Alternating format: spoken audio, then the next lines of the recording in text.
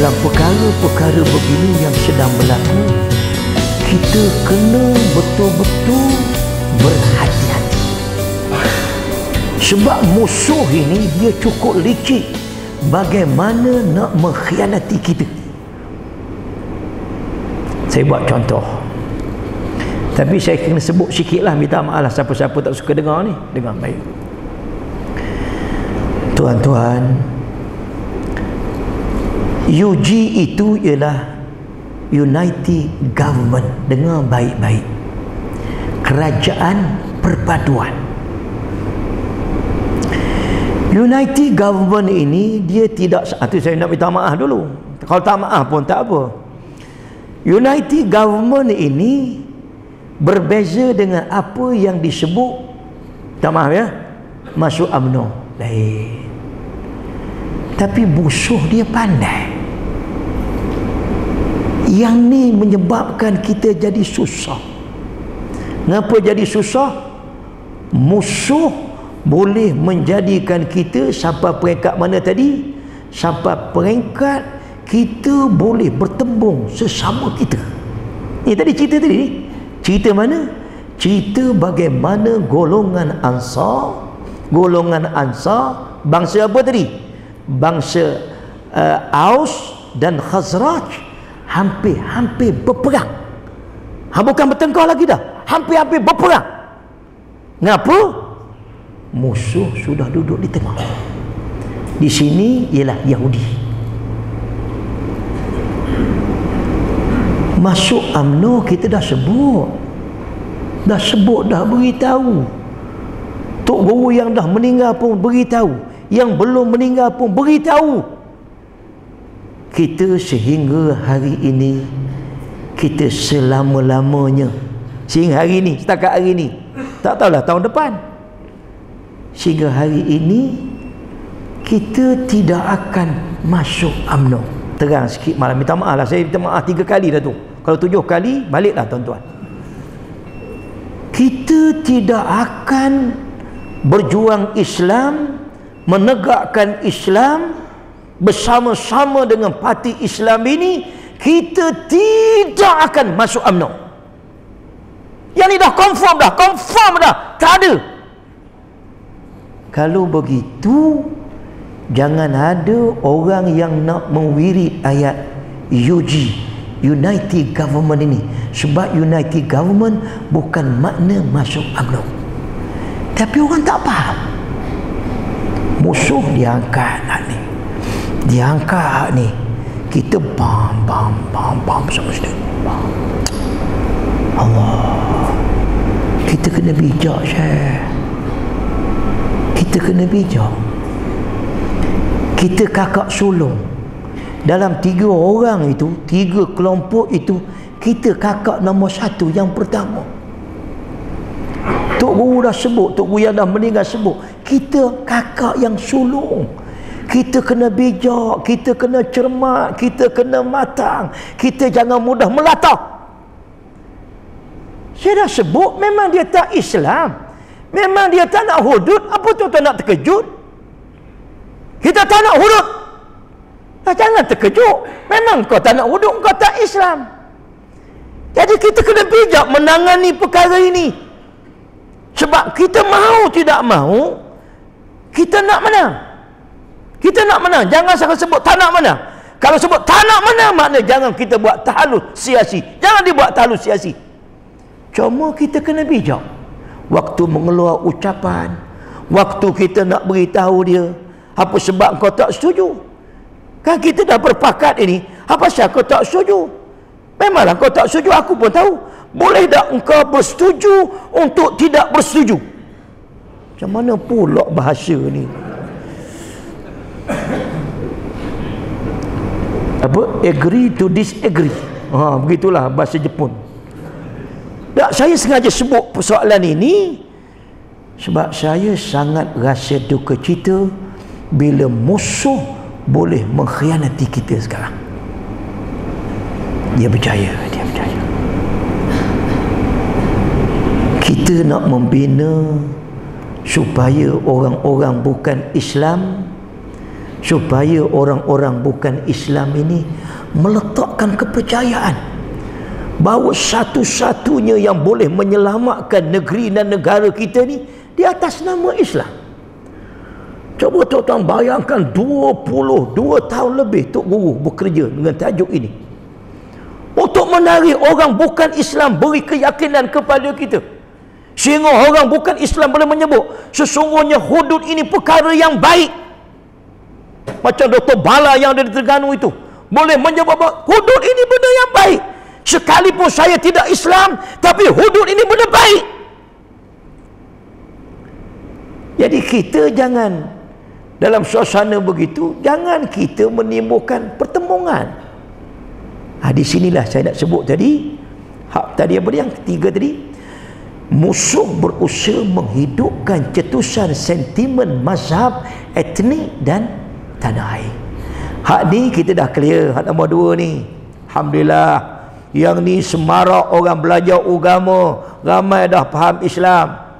Sini pun dah tak ada dah, hampir tak ada orang kata agama, suku, politik, suku dah tak ada dah. Alhamdulillah. Makna cantik sangat dah dakwah yang kita bawa. Kita buat tarbiyah dalaman kita, kita buat kerja dakwah, kerja luaran, dan kita buat kerja siasah politik Islam sebagaimana yang dibawa oleh Rasulullah. Cantik dah, cantik dah. Tapi macam sebut tadilah, musuh dia bijak. Kalau golongan Ansar, Aus, Khazraj, dia boleh pecahkan itu. Yang mereka ni golongan yang pertama, was-sabiqunal awwalun minal muhajirin wal ansar. Ini kan pula kita, bukan sahabat Rasulullah. Tu zaman Nabi SAW, wahyu sedang turun, Nabi masih hidup. Kita bukan zaman Rasulullah lagi, kita kena cermat sahabat sekalian. Jadi macam mana nak buat? Dia pergi ke sini. Inilah kerja musuh Islam seluruh dunia. Yang pertama, kau hidupkan sentimen mazhab. Kadang-kadang cerita mazhab ni tuan-tuan tahu tak? Orang belajar Mesir berbalah dengan orang ngaji pondok. Apalah nak berbalah benda begitu? Adakah orang pondok semayang maghrib 3 rakaat? Betul lah, 3 rakaat lah. Adakah orang mengaji Mesir, mengaji Jordan semayang maghrib 4 rakaat? Tak ada. Serupa je. Semua orang semayang maghrib 3 rakaat. Orang mengaji mana pun kata wajib berselawat pada Rasulullah. Tinggal lagi ada orang Allahumma salli ala Muhammad, ada orang Allahumma salli ala Sayyidina Muhammad. Tapi dihidupkan soal mazhab ini. Hak ni kata ada kunut, hak ni kata tak kunut. Dua-dua tu betul. Hak betulnya hak tak semayang. Tapi sentimen, tahu sentimen, dihidupkan sentimen mazhab, dihidupkan sentimen etnik. Ini kita golongan Arab, itu golongan bukan Arab, dihidupkan. Nampak? Ini Iraq ni bangsa Arab, Iran ini bukan bangsa Arab, dihidupkan. Kita tengok seluruh dunia berlaku hidup benda begitu. Bayangkan Yaman berperang sama sendiri, Syria berperang sama sendiri. Kita bukan perang dengan musuh. Itu. Jadi yang ni sahabat sekalian, musuh nampaknya berjaya. Musuh berjaya. Kita masih belum terlambat dan kena usahakan pada ini. Melabelkan golongan Islam dengan Islam sederhana dan Islam ekstremis. Dan sekarang agak cukup payah sikit. Dengan adanya IS, Islamic State punya kumpulan ini, kita jadi pening. Orang sentiasa melihat apa dia? Mereka melihat Islam ni sebagai ganas sekarang. Macam mana kita nak buat sekarang, sahabat sekalian? Orang dah tengok Islam sebagai ganas. Tengok je lah, jangan takut. Saya 100% saya kata ini musuh punya kerja. Itu sebab zaman tuan-tuan ada WhatsApp ni, tuan-tuan kena tengok betul-betul musuh punya kerja. Sama juga dengan Facebook. Percayalah saya sebut, kalau kita tak pandai nak menangani persoalan ini, ni hak bawah ni, musuh Islam menguasai media massa. Tu hak bawah ni. Ya. La ilaha. Sahabat sekalian, ni bukan tulisan saya. Saya hanya pindah ke sini aja. Dia berjaya, Syekh. La ilaha illallah. Takutlah saya, Syekh. Takut saya tengok sekarang. Dia boleh gunakan Facebook. Yalah, kita pun guna juga. Tapi kita tak bijak. Nabi sallallahu alaihi wasallam, Allah sebut, ya ayyuhalladzina amanu in ja'akum fasiqun binaba'in fatabayyanu. Kena tabayyun. Kena berhati-hati kita, tabayyun. Tuan-tuan tengok dalam Facebook, saya tengok sebahagian besar saya kenal. Saya ada friend lebih kurang 5,000, tak banyak, 5,000. Tapi saya tak masuk berbulan dah. Saya tengok je, saya jadi the silent reader sekarang. Pembaca senyap tengok. Akhir saya tengok dua-dua tu Islam belaka. Dua-dua tu dalam jamaah Islam. Akhir hak ni membabikan orang tu, hak ni mensyaitankan orang tu. Apa makna? Musuh memang musuh lah, betul lah, musuh-musuh. Sekarang ni elok-elok kita yang dah bagus, kita dah sama kita pula dah. Engkau memang babi, engkau syaitan. Kan dia ada komen bawah tu kan zaman sekarang. La ilaha illallah. Kita pun takut. Sebab itu Nabi ajar kita apa? Man kana yu'minu billah wal yawmil akhir falyakul khairan aw liyasmut. Man kana yu'minu billah wal yawmil akhir falyakul khairan aw liyasmut. Barang siapa yang beriman dengan Allah dan hari akhirat, macam mana? Kita ni memang benar-benar beriman dengan Allah, benar-benar beriman dengan hari akhirat. Apa nak buat? Falyakul khairan, mu hendaklah bercakap benda-benda yang baik. Au liyasmut. Memang kita kena bercakap nak menyampaikan Islam. Tapi dah kalau kita tak ada benda nak cakap, kita pun tak tahu cerita sebenar, maka dia sebut apa dia? Falyasmut. Maka lebih baik kita diam. Diam lebih selamat daripada kita bercakap. Diam lebih selamat daripada kita bercakap. Di situlah agama ajar kita. Ini tajuk lain sikit. Kita kena apa dia? Tabayyun. Apa makna tabayyun?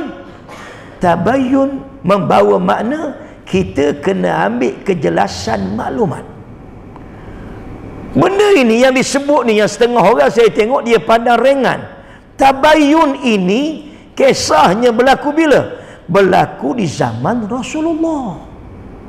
Kisah ini bukan berlaku di zaman kita. Kisah ini berlaku di zaman Rasulullah sallallahu alaihi wasallam. Di mana? Kisah yang berkait dengan seorang sahabat yang diminta ambil zakat. Ini saya cerita ringkas. Tahu macam mana dia tak sampai tempat tu dia balik. Ngapa? Dia kata orang itu tidak nak bagi zakat dan dia duk rasa bahawa dia akan dibunuh. Akhirnya dia lari.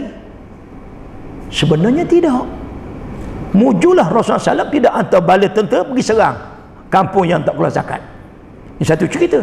Satu lagi berkait dengan Bani Mustalik, sama juga. Lelaki itu dibisik oleh syaitan bahawa kaum tersebut, kaum mana ni? Kaum Bani Mustalik ini nak membunuh dia.